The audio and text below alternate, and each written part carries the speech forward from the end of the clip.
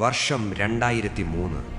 ലോകത്തെ ഏറ്റവും വലിയ സൈനിക ശക്തിയായ അമേരിക്ക വെറും 20 ദിവസം കൊണ്ടാണ് ഇറാഖിലെ സദ്ദാം ഹുസൈൻ്റെ വലിയ സാമ്രാജ്യത്തെ ഒന്നടങ്കം തകർത്തെറിഞ്ഞത്.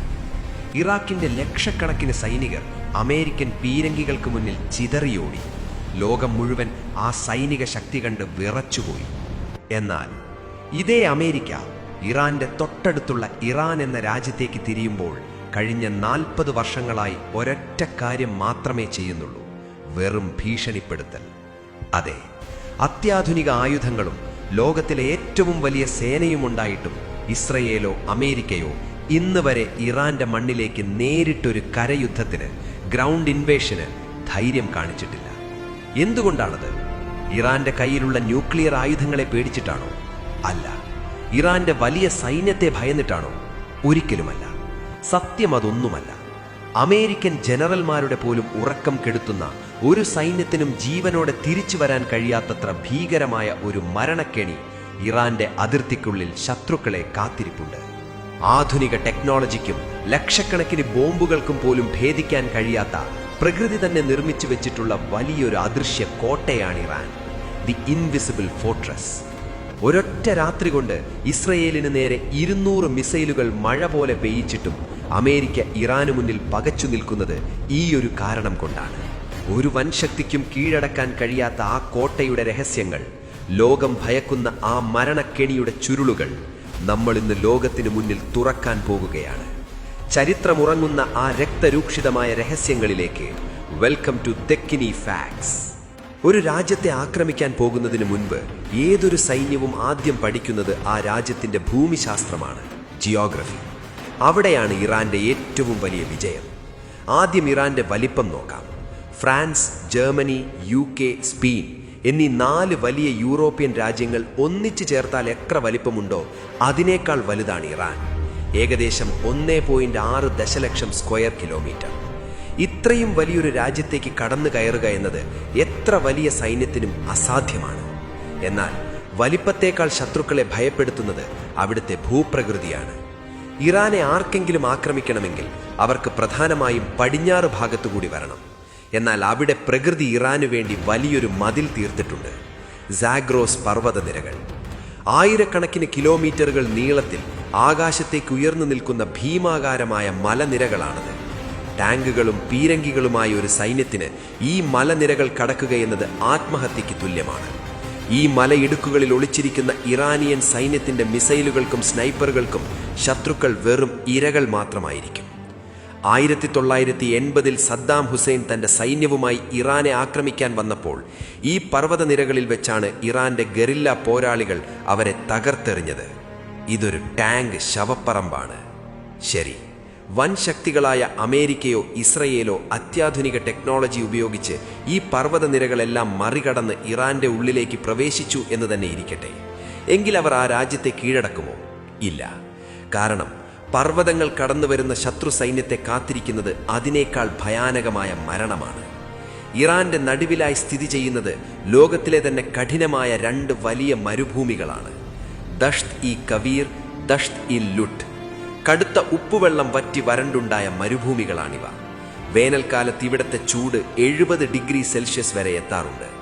ചൊവ്വാഗ്രഹത്തിൽ യുദ്ധം ചെയ്യുന്നതിന് തുല്യമാണിത്. ഈ അഗ്നികുണ്ഡത്തിലൂടെ തങ്ങളുടെ ടാങ്കുകളുമായി മുന്നോട്ടു പോകാൻ ലോകത്തെ ഒരു പട്ടാളത്തിനും കഴിയില്ല. വാഹനങ്ങൾ കേടാകും, സൈനികർ മരിച്ചു വീഴും. അഫ്ഗാനിസ്ഥാനിൽ അമേരിക്ക നേരിട്ടതിനേക്കാൾ വലിയൊരു ദുരന്തമായിരിക്കും അത്. ശരി, പ്രകൃതി തീർത്ത ഈ കോട്ടകളെല്ലാം മാറ്റി നിർത്തിയാൽ ഇറാൻ സ്വന്തമായി നിർമ്മിച്ചു വെച്ചിട്ടുള്ള വലിയൊരു പ്രതിരോധമുണ്ട്: ഭൂഗർഭ മിസൈൽ നഗരങ്ങൾ. അമേരിക്കയുടെയോ ഇസ്രയേലിന്റെയോ എയർഫോഴ്സിനെ വായുവിൽ നേരിടാൻ തങ്ങളുടെ പഴയ ഫൈറ്റർ ജെറ്റുകൾക്ക് കഴിയില്ലെന്ന് ഇറാന് നന്നായി അറിയാം. അതുകൊണ്ട് അവർ തങ്ങളുടെ ആയുധപ്പുരകൾ മുഴുവൻ ഭൂമിക്കടിയിലേക്ക് മാറ്റി. ഇറാന്റെ പർവ്വതങ്ങൾക്ക് താഴെ 500 മീറ്ററിലധികം ആഴത്തിൽ കൂറ്റൻ തുരങ്കങ്ങൾ നിർമ്മിച്ചു. ശത്രുക്കളുടെ എത്ര വലിയ ബോംബുകൾ വീണാലും ഭൂമിക്കടിയിലെ ഈ രഹസ്യ നഗരങ്ങളെ ഒന്നും ചെയ്യാൻ കഴിയില്ല. ഇസ്രയേലിന്റെ കയ്യിലുള്ള ഭീമാകാരമായ ബങ്കർ ബസ്റ്റർ ബോംബുകൾക്ക് പോലും ഇത്രയും ആഴത്തിൽ തുളച്ചു കയറാൻ ശേഷിയില്ല. ഈ ഭൂഗർഭ താവളങ്ങളിൽ നിന്നാണ് ഇറാൻ തങ്ങളുടെ ബാലിസ്റ്റിക് മിസൈലുകൾ വിക്ഷേപിക്കുന്നത്. ശത്രുക്കൾക്ക് ഈ മിസൈലുകൾ എവിടെ നിന്നാണ് വരുന്നതെന്ന് പോലും കണ്ടുപിടിക്കാൻ കഴിയില്ല.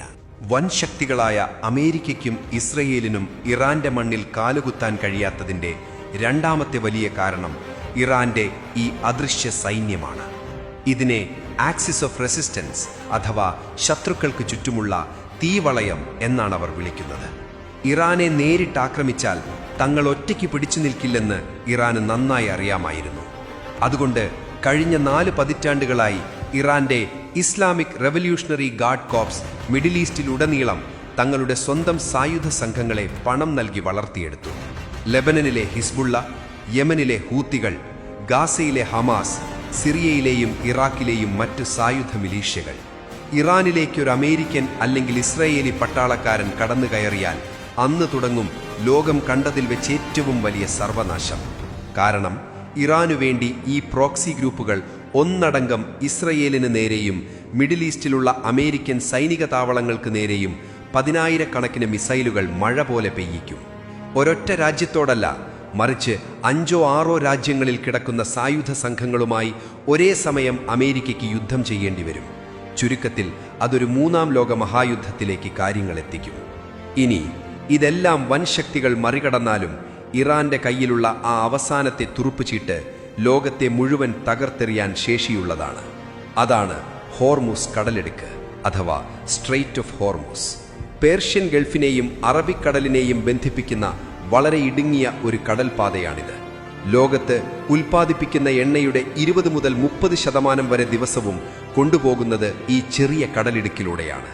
ഇതിന്റെ ഒരു ഭാഗം പൂർണ്ണമായും ഇറാന്റെ നിയന്ത്രണത്തിലാണ്. തങ്ങളെ ആരെങ്കിലും ആക്രമിച്ചാൽ ഈ ഹോർമുസ് കടലിടുക്ക് എന്നേക്കുമായി അടച്ചുപൂട്ടും എന്ന് ഇറാൻ പലവട്ടം ലോകത്തിന് മുന്നറിയിപ്പ് നൽകിയിട്ടുണ്ട്. കടലിൽ 1000-കണക്കിന് മൈനുകൾ നിക്ഷേപിച്ചും തങ്ങളുടെ കൊച്ചു സ്പീഡ് ബോട്ടുകൾ ഉപയോഗിച്ചും അവർ ആ വഴിവരുന്ന എണ്ണക്കപ്പലുകളെ തകർക്കും. അതോടെ ലോകത്തേക്കുള്ള എണ്ണ വിതരണം അവിടെ നിലയ്ക്കും. ഒറ്റ ദിവസം കൊണ്ട് പെട്രോളിന്റെയും ഡീസലിന്റെയും വില സാധാരണക്കാരന് ചിന്തിക്കാൻ കഴിയാത്തത്ര മുകളിലേക്ക് പോകും. അമേരിക്കയുടെയും യൂറോപ്പിന്റെയും സമ്പദ് വ്യവസ്ഥകൾ ചീട്ടുകൊട്ടാരം പോലെ തകർന്നു വീഴും. ഈ ഒരു സാമ്പത്തിക തകർച്ചയെ അമേരിക്കയ്ക്ക് പോലും താങ്ങാൻ കഴിയില്ല. അവസാനമായി ഇറാന്റെ ജനങ്ങൾ. ഇറാഖിലോ അഫ്ഗാനിസ്ഥാനിലോ അമേരിക്ക കണ്ടതുപോലെയല്ല ഇവിടുത്തെ കാര്യങ്ങൾ. 8 കോടിയിലധികം ജനങ്ങളുള്ള വലിയൊരു രാജ്യമാണ് ഇറാൻ. അവിടുത്തെ ഭരണകൂടത്തോട് പല ജനങ്ങൾക്കും വലിയ വിയോജിപ്പുകൾ ഉണ്ടാകാം. അവർ പലപ്പോഴും സർക്കാരിനെതിരെ സമരം ചെയ്യാറുമുണ്ട്. എന്നാൽ പുറത്തുനിന്നൊരു രാജ്യം തങ്ങളെ ആക്രമിക്കാൻ വന്നാൽ ആ 8 കോടി ജനങ്ങളും ഒറ്റ മനസ്സോടെ അവർക്കെതിരെ തിരിയും. കാരണം 1000-കണക്കിന് വർഷങ്ങളുടെ ചരിത്രമുള്ള ആ വലിയ പേർഷ്യൻ സാമ്രാജ്യത്തിന്റെ പിൻഗാമികളാണ് ഇറാന്റെ ജനങ്ങളെന്ന വലിയൊരു ദേശീയ ബോധം അവർക്കുണ്ട്. തങ്ങളുടെ രാജ്യത്തേക്ക് കടന്നുവരുന്ന അധിനിവേശകർക്കെതിരെ പോരാടാൻ അവിടെ ആയുധമെടുക്കാൻ തയ്യാറുള്ള കോടിക്കണക്കിന് യുവാക്കളുണ്ട്.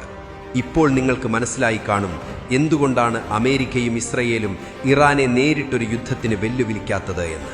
പ്രകൃതി തീർത്ത വലിയ പർവ്വതങ്ങൾ, വരണ്ടുണങ്ങിയ മരുഭൂമികൾ, ഭൂമിക്കടിയിലെ മിസൈൽ നഗരങ്ങൾ, ലോകത്തെ വിറപ്പിക്കുന്ന പ്രോക്സി സൈന്യങ്ങൾ, പിന്നെ ലോക സമ്പദ് വ്യവസ്ഥയെ തകർക്കാൻ കഴിയുന്ന ഹോർമുസ് കടലിടുക്കും.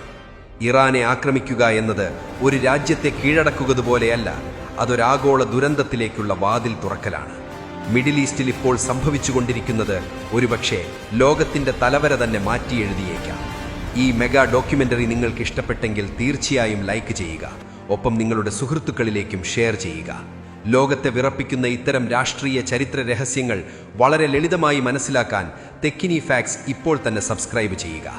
ഇസ്രയേൽ ഇറാൻ പോരാട്ടത്തെക്കുറിച്ച് നിങ്ങളുടെ വിലയേറിയ അഭിപ്രായങ്ങൾ താഴെ കമന്റ് ബോക്സിൽ അറിയിക്കാൻ മറക്കരുത്.